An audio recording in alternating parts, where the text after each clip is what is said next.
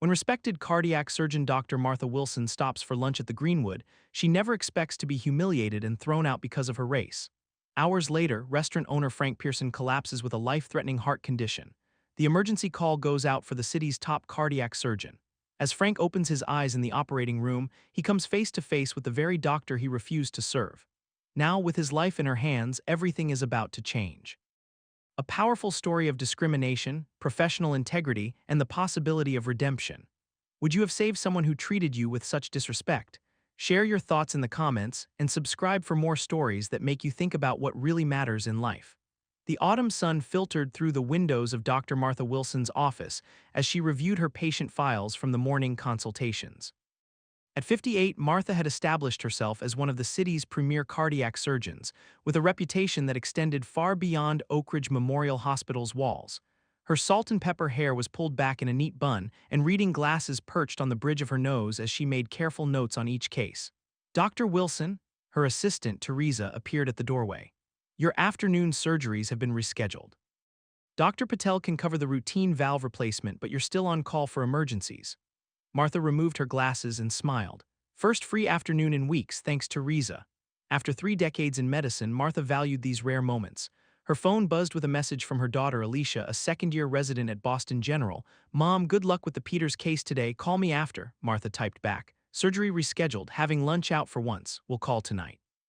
"Love you." She gathered her belongings, trading her white coat for a tasteful navy blazer that complemented her cream blouse and tailored pants. Even on her day off, Martha carried her hospital pager and emergency kit in her leather handbag, a habit from years of unexpected calls. "Might as well enjoy a proper meal for once," she murmured, thinking of the Greenwood, an upscale restaurant that had opened downtown last year. Her colleagues raved about their lunch menu, and Martha had been meaning to try it. The drive from the hospital took only 15 minutes. Martha parked her modestly luxurious sedan, a splurge she'd allowed herself after paying off Alicia's undergraduate loans.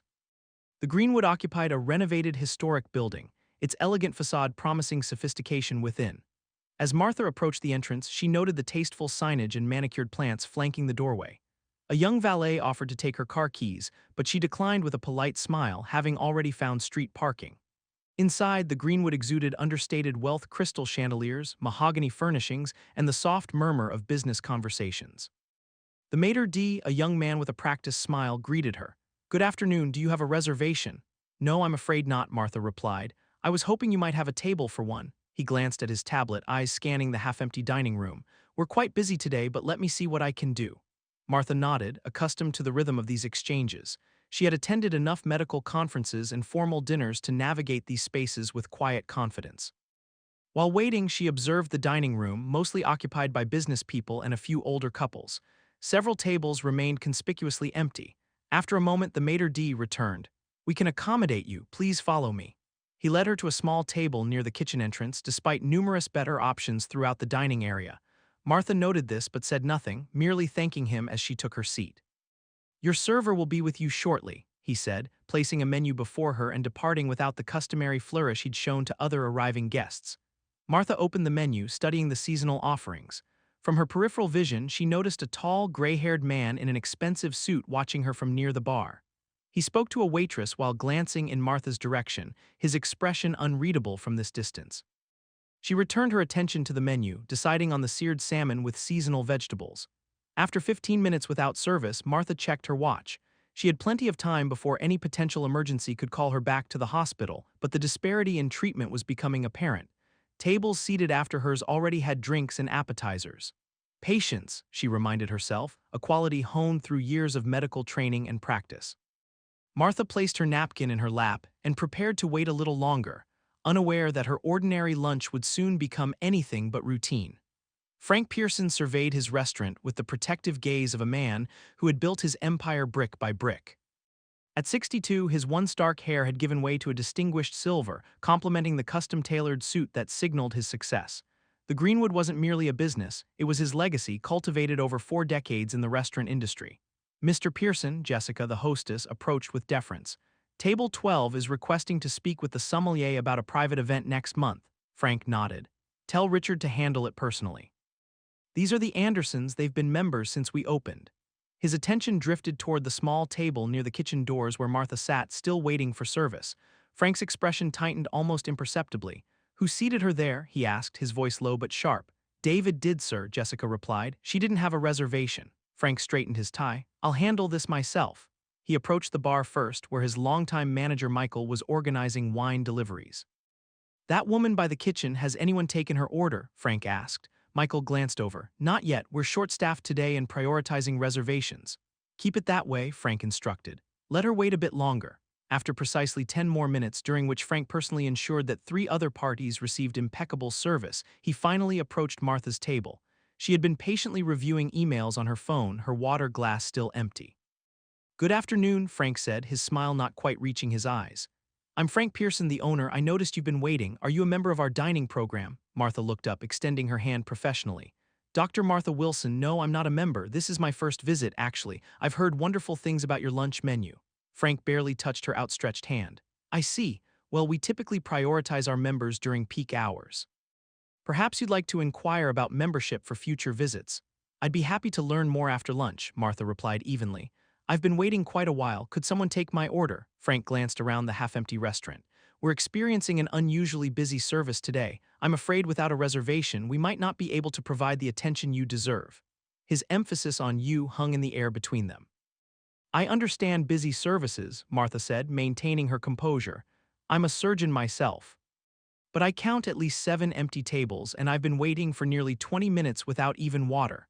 Frank's expression hardened. Perhaps there's been a misunderstanding. The Greenwood cultivates a certain atmosphere. Our regular clientele expects a particular environment. He lowered his voice. People like you might feel more comfortable at the bistro down the street. It's more accessible. A nearby server, Sarah, young with auburn hair pulled into a tight ponytail, overheard the exchange and paused, discomfort evident on her face. I'm not sure I understand, Martha said carefully. What do you mean by people like me? Let's not create a scene, Frank replied, his tone now carrying an edge. The fact is we're fully booked for lunch. I apologize for the confusion. Martha glanced again at the numerous empty tables. That's clearly not the case, Mr. Pearson. Frank straightened to his full height. I don't believe I need to explain how I run my establishment. Now I'm trying to handle this discreetly, but if you insist on making this difficult. He gestured subtly toward the exit. Martha remained seated, her dignity intact despite the burning sensation in her chest that had nothing to do with cardiac issues. Are you refusing to serve me because I'm black, Mr. Pearson? Frank's jaw tightened. I'm refusing to serve you because you don't have a reservation during a busy lunch service. Don't make this into something it's not. Martha's phone began recording in her lap, a habit she developed after previous encounters like this. I'd like to speak with your manager, please. I am the owner, Frank stated coldly. This conversation is over. I'll have to ask you to leave. Sarah, the server, hovered nearby, her discomfort now evident. Several diners at adjacent tables had begun to notice the exchange, their conversations quieting as they observed the escalating situation. Martha maintained her composure as the confrontation with Frank Pearson escalated. Her phone continued recording discreetly while she gathered her belongings. I understand your position, Mr. Pearson, she said calmly, but I want to be clear about what's happening here. Frank's posture stiffened. What's happening is you're creating a disturbance in my establishment. I've asked you politely to leave. Several patrons now openly watched the exchange. An elderly couple at a nearby table exchanged concerned glances. A middle-aged businessman in a corner booth frowned, setting down his fork. I'll leave, Martha agreed, rising from her chair. But I want to verify, you're refusing service despite having available tables after seating me and making me wait for 20 minutes without service. I don't need to explain my business decisions, Frank replied, his voice rising slightly. Security. A broad-shouldered man in a dark suit approached from near the entrance. Frank gestured toward Martha. Please escort this customer out. She's disturbing our guests. Sarah, the young server who had been observing the situation, stepped forward. Mr. Pearson, I can serve her. Table 14 just canceled. Frank turned sharply. That's not your decision to make, Sarah. Get back to your section. The security guard approached Martha apologetically. Ma'am, I'll have to ask you to come with me. Martha nodded. I understand you're doing your job. She turned to address Frank directly, keeping her voice measured. Mr. Pearson, I want to be absolutely clear that I've documented this interaction. What you're doing is discriminatory and illegal. Are you threatening me? Frank's face flushed. That's defamation. I could sue you. It's not a threat, it's a fact, Martha replied, and facts are admissible in court. The businessman who had been watching stood up. Excuse me, he called out. I'm James Bradley, attorney. Ma'am, would you like me to intervene here? Frank turned, recognizing the man. James, this doesn't concern you. She came in without a reservation and is refusing to leave. That's not what I witnessed, James replied. I've been here for 40 minutes and saw this woman seated by your staff, then deliberately ignored. The security guard shifted uncomfortably. Martha addressed him directly. I'll leave voluntarily, no need to escort me. As Martha walked toward the exit, whispers followed her. Several patrons looked visibly disturbed by what they had witnessed. An older woman at a window table made a point of photographing the scene with her phone. Outside, Martha took a deep breath of fresh air. Her hands trembled slightly, not from fear but from controlled anger. She had experienced discrimination before, but the brazenness of this incident was particularly jarring. She was reviewing the recording on her phone when the door opened behind her. Sarah, the server, hurried out, glancing back nervously. "Ma'am, Dr. Wilson, was it? I'm so sorry about what happened," she said quietly. "That wasn't right." Martha regarded her carefully. "Thank you, Sarah. I appreciate you speaking up in there." "Mr. Pearson has done this before," Sarah admitted, lowering her voice. "Not usually so obviously, but there's a pattern. I've been documenting incidents for months." "Why are you telling me this?" Martha asked. "Because I'm quitting next week anyway. I got accepted to nursing school." Sarah handed Martha a business card. "If you decide to do something about this, I'd be willing to provide a statement about what I've witnessed." Martha accepted the card. "Thank you, Sarah. That's very brave." As Sarah hurried back inside, Martha noticed James Bradley, the attorney, exiting the restaurant. He approached her directly. "Dr. Wilson, I apologize for what happened in there. Frank Pearson is well connected in this town, but what he did was blatantly illegal." "I'm aware," Martha replied. "I've experienced discrimination before, but rarely so overt." "I have a small civil rights practice," James explained, offering his card. "If you're considering action, I'd be happy to discuss options." "Pro bono." "I appreciate that," Martha said, accepting his card and adding it to Sarah's. "I'll consider it carefully." As she walked to her car, Martha's phone rang. The hospital number flashed on the screen. "Dr. Wilson speaking," she answered professionally. "Dr. Wilson, we have an emergency cardiac situation developing," the voice of her colleague Dr. Ramirez explained. "Possible aortic dissection. The patient is still en route, but they're requesting our top surgeon on standby." "I'll be there in 15 minutes, Martha promised, her mind shifting immediately to medical mode as she entered her car. Before starting the engine, she saved the recording from the Greenwood and emailed it to herself with the subject line, "Documentation Discrimination Incident." The confrontation with Frank Pearson would have to wait. Right now, someone's life hung in the balance, and that took precedence over everything else. The Greenwood buzzed with excitement as the evening's private event began. Frank Pearson had meticulously overseen the transformation of the main dining area into an elegant venue for the Chamber of Commerce's quarterly dinner. Local business leaders, politicians, and influential figures filled the space, creating the exact atmosphere of exclusivity that Frank cultivated. "Everything is running smoothly, Mr. Pearson," Michael, the manager, reported. "The first course will be served in 10 minutes. Frank nodded approvingly, surveying the room. "Excellent. The mayor specifically requested the 15 Bordeaux for his table. Make sure it's properly decanted." Frank made his rounds, greeting guests with practiced charm. Each handshake and conversation reinforced his position in the local business hierarchy. By 7:45 p.m., he was standing near the bar, discussing a potential real estate development with 3 investors. "The opportunity in the East District is substantial," Frank explained, gesturing emphatically. "Property values are still depressed, but with the right development approach." A sharp pain interrupted his pitch, radiating across his chest. Frank paused mid-sentence, his hand reflexively reaching toward his sternum. "Frank, are you all right?" asked Gerald Thompson, the real estate developer beside him. "Just indigestion," Frank insisted, though the pressure was intensifying. "Hazard of the restaurant business, sampling too much of the menu." He attempted a smile, but the pain surged again, more severe this time. Cold sweat beaded on his forehead. His breathing became shallow and labored. "Frank, you don't look well at all," Gerald said, concern evident in his voice. The room began to tilt slightly. Frank gripped the edge of the bar to steady himself, his knuckles white with effort. The conversation around him faded as the pressure in his chest became crushing, like a vice tightening with each heartbeat. "I need to sit down," Frank managed, his voice barely audible. He never reached a chair. His legs buckled and Frank collapsed onto the polished hardwood floor. The crystal glass he'd been holding shattered beside him, the sound cutting through the ambient conversation like an alarm. "Mr. Pearson," Michael shouted, rushing to his side. Chaos erupted around them. A woman screamed, someone called for space.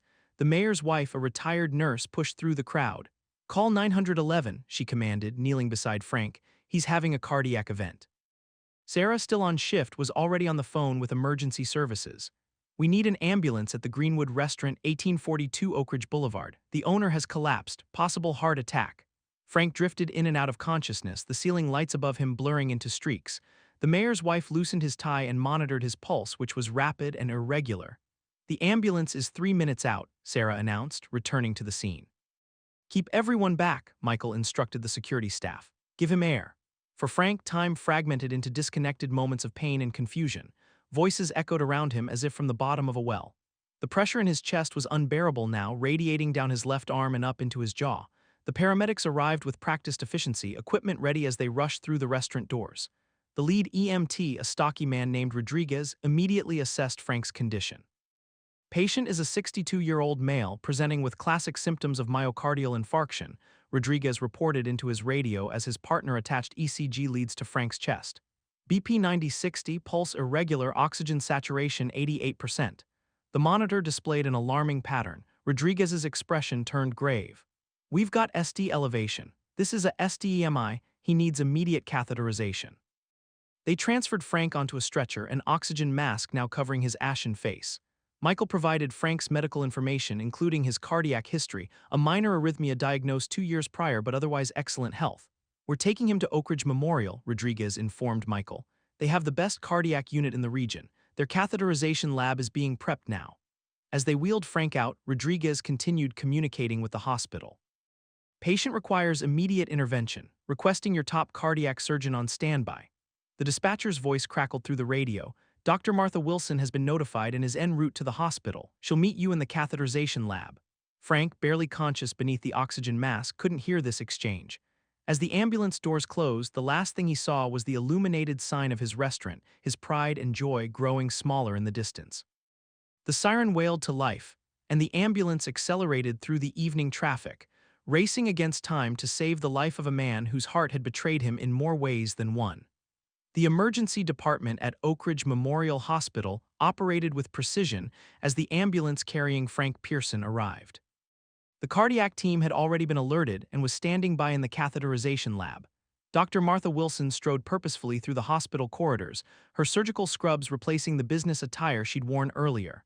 Her transition from discriminated against patron to life-saving surgeon had occurred in less than 20 minutes, a practiced efficiency born from years of emergency response. "Status update," she commanded as she entered the preparation area. Dr. Ramirez, her colleague, looked up from the patient chart. "Male 62 presenting with acute myocardial infarction. ECG shows significant ST elevation in multiple leads, BP continuing to drop, troponin levels elevated. CT scan confirms aortic dissection type A extending into the ascending aorta." Martha nodded, mentally cataloging the critical information. "Prep for emergency surgery. We'll need to stabilize the dissection immediately and assess coronary involvement." The doors swung open as the emergency team wheeled in Frank Pearson. Martha approached the stretcher, her focus entirely on the medical situation at hand. "Sir, I'm Dr. Wilson, the cardiac surgeon who will be—" Her words halted abruptly as recognition dawned. The restaurant owner's face, though now ashen and contorted with pain, was unmistakable. Frank's eyes widened in recognition as well. Through the oxygen mask, a muffled sound escaped his lips. Martha's professional demeanor never wavered. "Prepare or two immediately. Alert the perfusion team will need cardiopulmonary bypass. Page Dr. Chen for anesthesia." As the nurses transferred Frank to the operating table, his hand shot out, grasping Martha's wrist with surprising strength given his condition. "Please," he wheezed, his voice barely audible through the mask. Martha leaned closer. "Mr. Pearson, you're experiencing an aortic dissection, a tear in your main artery. We need to perform emergency surgery immediately to save your life." Fear flashed across Frank's eyes. "You, from restaurant?" he managed. "Yes," Martha confirmed professionally. "That doesn't matter now, I'm going to take care of you." The anesthesiologist arrived, nodding to Martha as he began preparing the necessary medications. Martha gently removed Frank's hand from her wrist, placing it at his side. "We're going to put you under anesthesia now," she explained. "When you wake up, the worst will be over." As the medical team prepared Frank for surgery, Martha stepped aside briefly to collect her thoughts. The irony of the situation wasn't lost on her. Hours after Frank had deemed her unworthy to dine in his restaurant, his life literally rested in her hands. Dr. Ramirez approached her. "Everything okay? You seem to know this patient." "We had a brief interaction earlier today," Martha replied simply. "It won't affect my performance." "Never thought it would," Ramirez assured her. "OR's ready when you are." Martha nodded, centering herself as she always did before complex surgeries. Personal feelings had no place in the operating room, a principle that had guided her through 3 decades of medicine. As she returned to prepare for the procedure, Sarah, the server from the Greenwood, rushed into the emergency department still wearing her uniform. "Excuse me," she called to a nurse. "I work with Mr. Pearson. Is he okay?" The nurse directed her to the waiting area. "The doctor will provide updates when available." Sarah turned, spotting Martha in her surgical attire. Recognition dawned on her face. "Dr. Wilson, you're his surgeon," her voice held disbelief. Martha nodded. "Yes, we're preparing for emergency surgery now." "After what he did to you?" Sarah asked quietly. "That's not relevant to his care," Martha replied professionally. Sarah glanced around, then stepped closer. "I need to tell you something. I've documented other incidents at the restaurant, discriminatory practices not just against customers but employees too. I have witnessed statements, dates, times." She withdrew a USB drive from her pocket. "It's all here. I was going to report it next week after I left, but after seeing how he treated you today." Martha hesitated, then gestured to Dr. Ramirez. "Can you hold this for me until after surgery?" She passed the drive to him. "And please take Sarah's contact information." As Martha turned to enter the operating room, another figure approached, James Bradley, the attorney who had offered his card earlier. "Dr. Wilson," he said, recognition evident. "I heard about Frank. He's a longtime client of my firm. Is he going to be all right?" "We're doing everything possible," Martha assured him. "Now if you'll excuse me, I need to begin the procedure." James nodded solemnly. "Of course, I'll wait for updates." Martha entered the operating room, the double doors swinging closed behind her. The surgical team stood ready, nurses, anesthesiologist, perfusionist, and assistants all awaiting her direction. Frank Pearson lay unconscious on the table, his life now entirely in the hands of the woman he had humiliated hours before. Martha approached the table, her mind clearing of everything except the complex medical challenge before her. "Scalpel," she requested calmly, extending her gloved hand. As the instrument was placed in her palm, Martha made the first precise incision, beginning the delicate process of saving Frank Pearson's life, letting her skilled hands speak volumes more about her character than any words could convey. The ICU monitoring equipment emitted a steady rhythm of beeps, tracking Frank Pearson's vital signs as he gradually emerged from anesthesia. 8 hours had passed since Dr. Martha Wilson had successfully repaired his aortic dissection, a complex procedure with a mortality rate that often exceeded 25% even in the best medical centers. Martha reviewed Frank's post-operative data on the tablet in her hands, methodically assessing each parameter. Blood pressure 118/76, stabilizing within normal range. Heart rate 82 bpm, slightly elevated but expected. Oxygen saturation 96% acceptable. Cardiac output gradually improving. Tissue perfusion adequate. "How's he doing?" Dr. Ramirez asked, approaching the nursing station where Martha stood.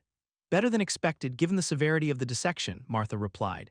"The repair is holding well. We'll need to monitor for any signs of malperfusion syndrome or neurological complications over the next 48-72 hours.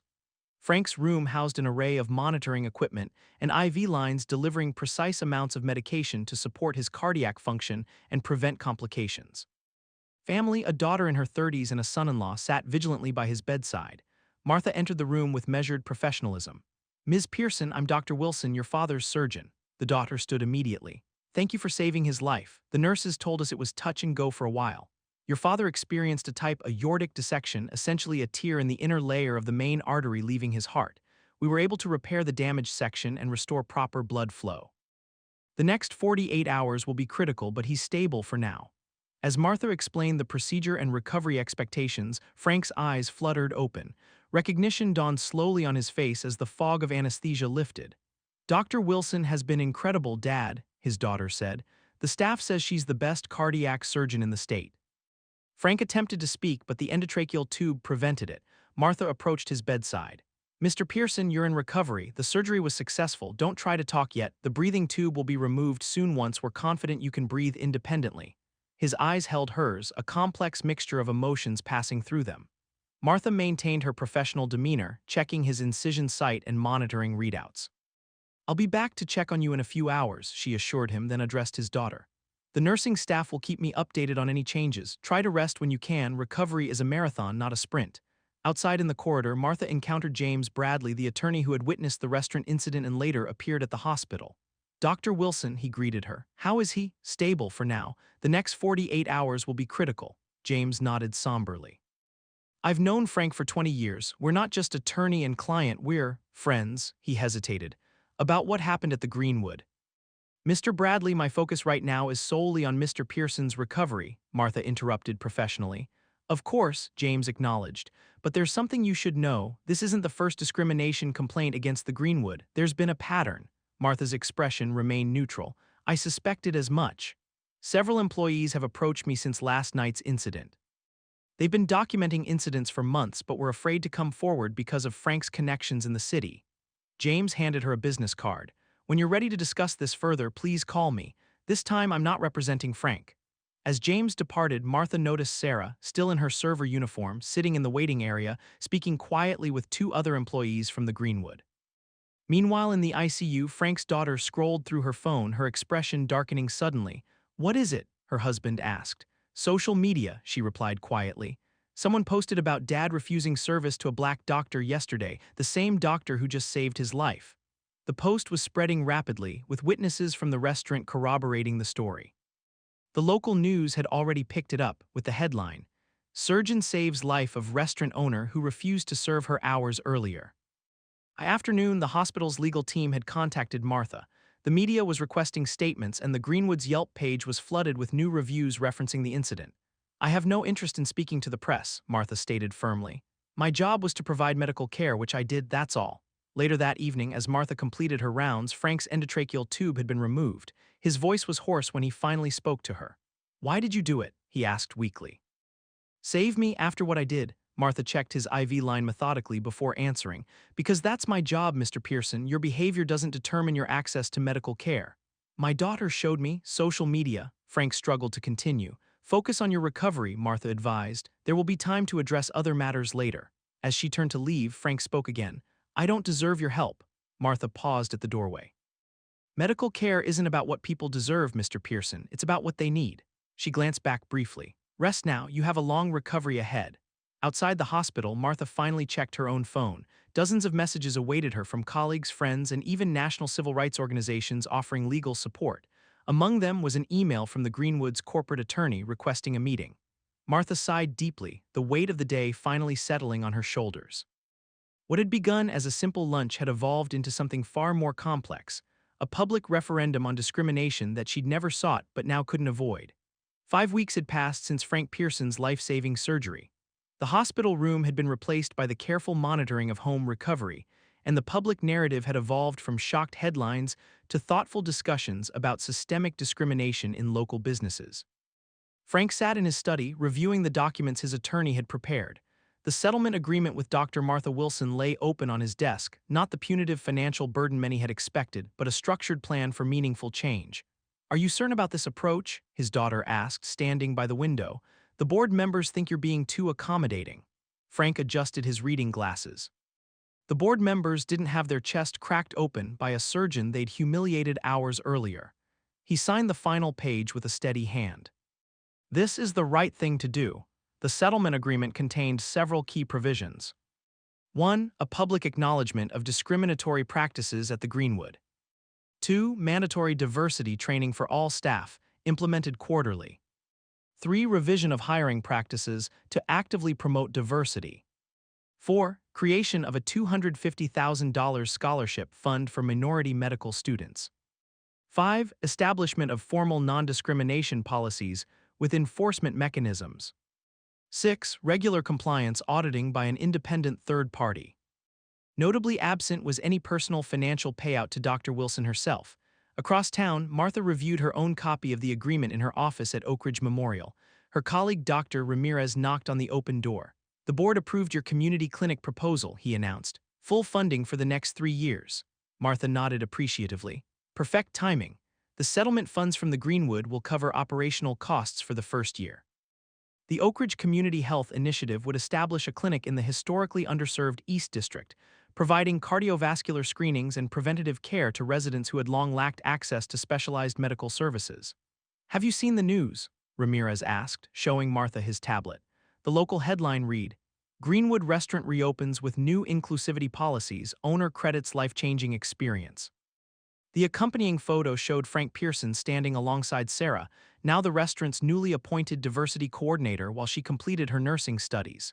He's actually following through, Ramirez observed. People can change when properly motivated, Martha replied. Near-death experiences tend to provide excellent motivation. That evening, the formal reopening of the Greenwood attracted considerable attention. Local media gathered outside as Frank Pearson, still moving carefully following his surgery, approached the podium set up near the entrance. "Thank you all for coming," he began, his voice stronger than it had been in weeks. "The Greenwood has been my life's work for many years. I believed I was creating something special, an exclusive experience for a select clientele." He paused, glancing at the prepared remarks before setting them aside. "What I actually created was an environment that excluded people based on factors that had nothing to do with their character or worth. It took nearly dying to recognize that the truly exclusive things in life are compassion, fairness, and professional integrity, qualities exemplified by Dr. Martha Wilson." The crowd murmured as cameras panned to capture Martha, who stood quietly at the periphery of the gathering. She had accepted the invitation reluctantly, persuaded only by the knowledge that her presence would lend credibility to Frank's commitment to change. "New Greenwood will be a place that welcomes all who appreciate fine dining," Frank continued. "And to demonstrate that commitment, we're launching a monthly community dinner program where our chefs will prepare meals for residents of the East District Senior Center and Homeless Shelter." After the formal statements, Frank approached Martha directly away from the press cameras. "I can never fully make amends," he acknowledged quietly. "This isn't about you making amends to me," Martha replied.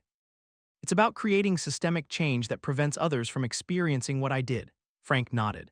"The Scholarship Foundation Board has a seat reserved for you should you wish to help direct its mission." "I'll consider it," Martha said, maintaining professional distance. James Bradley approached them, now officially representing the newly formed Oak Ridge Equitable Business Alliance, a coalition of local business owners committed to anti-discrimination practices. "Dr. Wilson, we've already had 12 restaurants sign our fair treatment pledge," he reported. "Your experience is catalyzing real change across the business community." 6 months later, Martha stood at the podium in Oak Ridge Memorial's Conference Center, addressing the first cohort of scholarship recipients, 5 promising medical students from underrepresented backgrounds. "Your journey in medicine begins at a time when our community is engaged in important conversations about equity and access," she told them. "The challenges you'll face aren't just medical, they're societal. But remember that even the most resistant systems can change when confronted with truth and persistence." In the audience, Frank Pearson listened attentively, his cardiac rehabilitation complete but his personal rehabilitation ongoing. The Greenwood had emerged as a model for business transformation, with its diverse staff and inclusive policies now featured in hospitality industry publications. After the ceremony, Martha's daughter Alicia, visiting from Boston, joined her mother. "That restaurant owner is watching you like you hung the moon," Alicia observed. "Is that really the same man who kicked you out?" Martha smiled. "People are complex, sweetheart. Sometimes the worst moments create space for the best changes." As they walked toward the reception, Martha's pager beeped another cardiac emergency requiring her expertise. The cycle would continue. More patients, more challenges, more opportunities to demonstrate excellence in the face of prejudice. But something fundamental had shifted in Oak Ridge. One incident had created ripples of change throughout the community, not through vengeance or retribution, but through the unstoppable power of dignity maintained, excellence demonstrated, and justice pursued with strategic precision.